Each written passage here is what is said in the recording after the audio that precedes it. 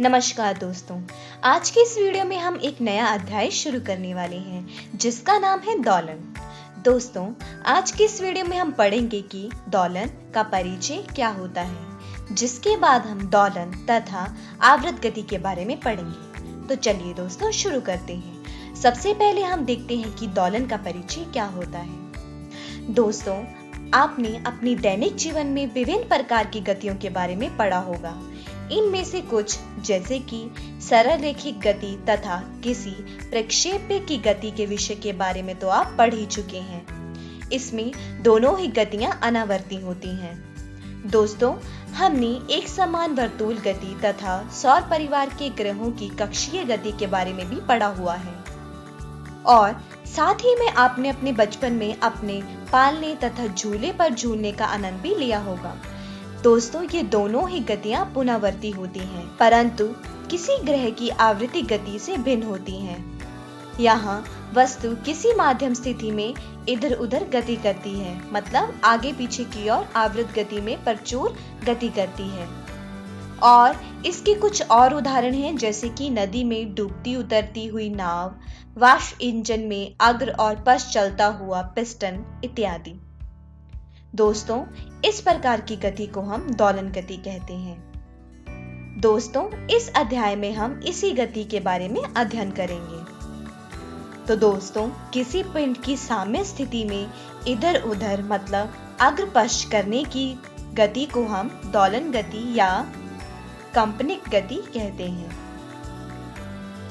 चलिए अब देखते हैं आवृत गति हम किसे कहते हैं। दोस्तों, एक निश्चित पथ पर गति करती हुई वस्तु जब किसी निश्चित समय अंतराल के पश्चात बार बार अपनी पूर्व गति को दोहराती है तो इस प्रकार की गति को हम आवृत गति कहते हैं।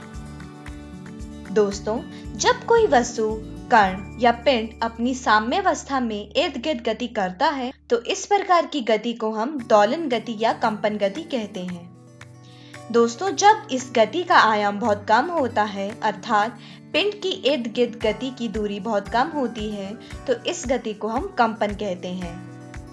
जबकि इस गति का आयाम जब अधिक होता है, अर्थात पिंड अधिक दूरी तक इर्द गिर्द गति करता है, तो इस गति को हम दोलन गति कहते हैं। उदाहरण के तौर पर आप देख सकते हैं, एक सरल लोकों की माध्यम स्थिति में दोनों तरफ होने वाली गति को हम दोलन गति कहते हैं। जब घर्षण का मान शून्य हो तो पिंड को एक बार कंपन या दोलनी गति देने के बाद वह पिंड हमेशा गति करता रहता है। दोस्तों, कोई भी वस्तु या पिंड अपनी समयावस्था में विराम में रहता है, लेकिन जब कोई इस पर बाह्य से बल लगाकर इसे हिलाया जाता है तो पिंड या कण की स्थिति परिवर्तित हो जाती है। इसके विपरीत एक बल जो लगता है, जो पिंड को इसकी साम्यावस्था में ले जाने का प्रयास करता है, उसे हम प्रत्यानयन बल कहते हैं और इसी बल के कारण पिंड में कंपन तथा दोलन गति प्रारंभ हो जाती है। दोस्तों, यहाँ पर ध्यान देने वाली बात यह है कि प्रत्येक दोलन गति को आवृत गति कहा जा सकता है, लेकिन प्रत्येक आवृत गति को दोलन गति नहीं कहा जा सकता। उदाहरण के तौर पर घूर्णन गति को आवृत्ति गति कहते हैं, लेकिन इसे दोलन गति नहीं कह सकते। एक पेंडुलम की गति दोलनी तथा आवृत्ति दोनों गति का उदाहरण है, लेकिन एक साइकिल के पहिए की गति को आवृत गति कहा जा सकता है, दोलन गति नहीं कहा जा सकता, क्योंकि इस प्रकार की गति में पहिया अपनी साम्यावस्था में इर्द गिर्द कंपन मतलब गति नहीं करता है, जबकि ये घूर्णन गति कर रहा है।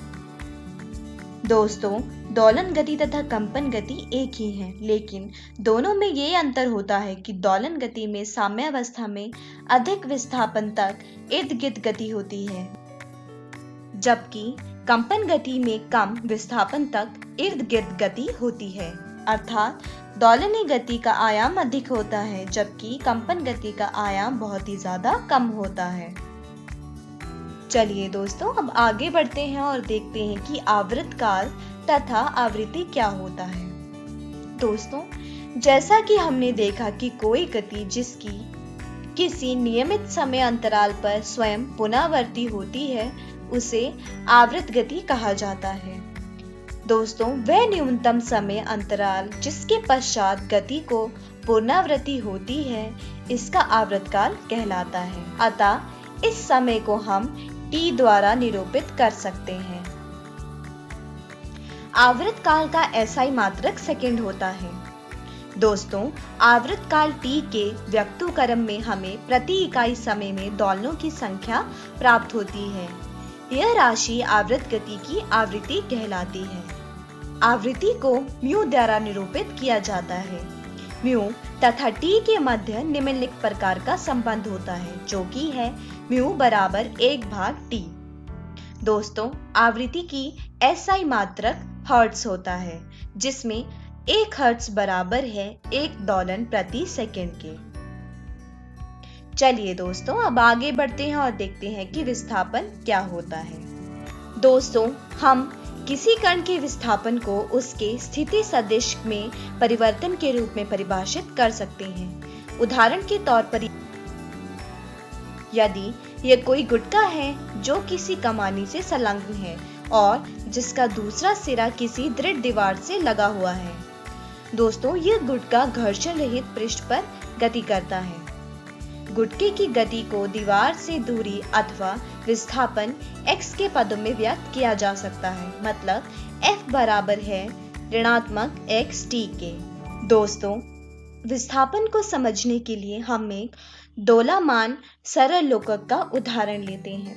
दोस्तों, जब लोकक माध्यम स्थिति से चरम स्थिति A की ओर चला जाता है तो माध्यम स्थिति से इसका विस्थापन बढ़ जाता है, और जब ये लोकक O की ओर लौटता है तो इसका विस्थापन कम हो जाता है। दोस्तों, दोलन स्थिति में सभी विस्थापन औसत स्थिति से मापे जाते हैं, मतलब संदर्भ स्थिति के मान के अनुसार विस्थापन चर का मान धनात्मक तथा ऋणात्मक हो सकता है। दोस्तों, विस्थापन को सदैव ही समय के गणितीय फलन द्वारा निरूपित किया जा सकता है। आवर्त गतियों में यह फलन समय का आवर्त होता है। दोस्तों, आवृत्ति फलनों में से एक सरलतम आवृत्ति फलन को इस प्रकार से व्यक्त किया जा सकता है, मतलब ft बराबर है a cos ओमेगा t के। दोस्तों, सरल लोकक के लिए समय के फलन के रूप में ऊर्ध्वाधर से कोण को विस्थापन चर के रूप में निरूपित किया जा सकता है।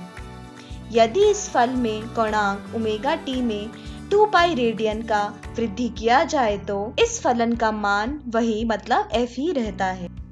तब भी ft आवृत्ति ही होता है जिसका आवर्तकाल t है, मतलब t बराबर है 2 पाई भाग ओमेगा के। अतः कोई फलन ft का t का आवृत्ति होता है तो ft बराबर है f छोटा t जमा बड़ा T। दोस्तों, यदि हम ज्ञा मतलब साइन फलन ft बराबर a sin ओमेगा t को भी लें तो स्पष्ट रूप से यही परिणाम सही होता है। साथ ही में ज्ञा एवं कोज्या फलनों का एक घात संचय, जैसे कि ft बराबर a ज्ञा ओमेगा t जमा b कोज्या ओमेगा t भी आवृत्ति फलन होता है, जिसका आवर्तकाल भी t होता है। दोस्तों, यदि हम a को बराबर लें d कोज्या फाई के तथा b को बराबर लें d ज्ञा फाई के, तो इस प्रकार से हम समीकरण को लिख सकते हैं ft बराबर d sin omega t plus phi, जहां पर d तथा फाई अचर है।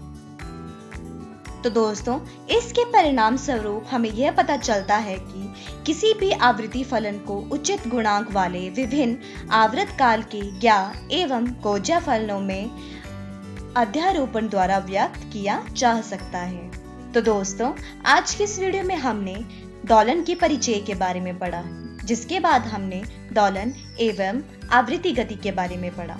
अगली वीडियो में हम सरल आवर्त गति के बारे में पढ़ेंगे और यह भी देखेंगे कि सरल आवर्त गति एवं एक समान वर्तुल गति क्या होती है दोस्तों, मैं आशा करती हूँ आपको ये वीडियो समझ आया होगा। तब तक आप अपनी पाठ्य पुस्तक से इन सारे विषयों को दोहराने की कोशिश कीजिएगा। धन्यवाद।